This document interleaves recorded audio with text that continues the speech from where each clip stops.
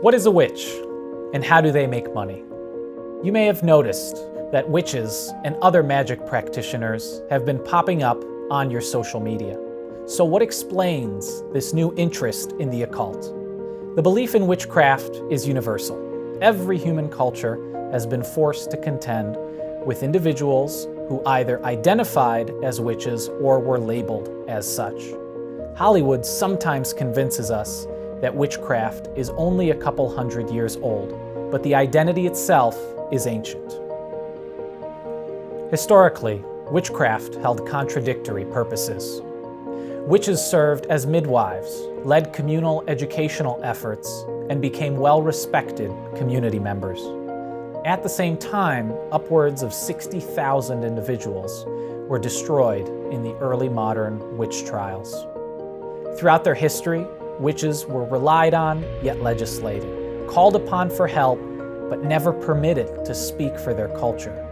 This dissonance has carried its way into contemporary economics as well. My research focuses on marginalized groups who willingly call themselves witches.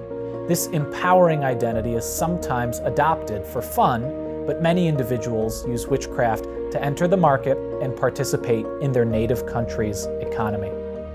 This has created a fascinating situation where witchcraft and economics are forced to work together, and where people are starting to make money off of magical beliefs and practice.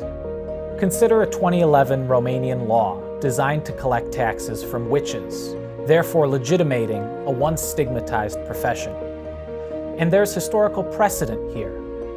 England's Witchcraft Act of 1541 was the first law to make witchcraft a felony, punishable by death. Here's one of the central tensions associated with the witch. Many were unwilling to admit its legitimacy, yet willing to write about it and legislate it. Historically, women were often shut out of participating in their native economies. They were largely expected to account for the home and family while men worked. With this in mind, some allege that capitalism turned women into witches. Feminist scholars have increasingly relied on the topic of witchcraft to discuss how entire civilizations have been built and continue to be built on uncompensated female labor. Many women turn to witchcraft to control the uncontrollable elements in their lives.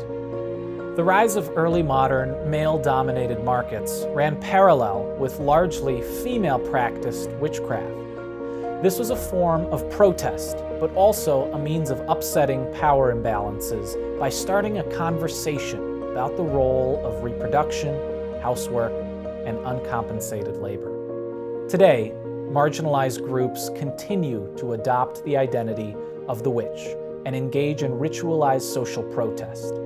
Though the identity has changed shapes and forms, you may see some witches tonight. So this Halloween, consider thanking the witches in your life.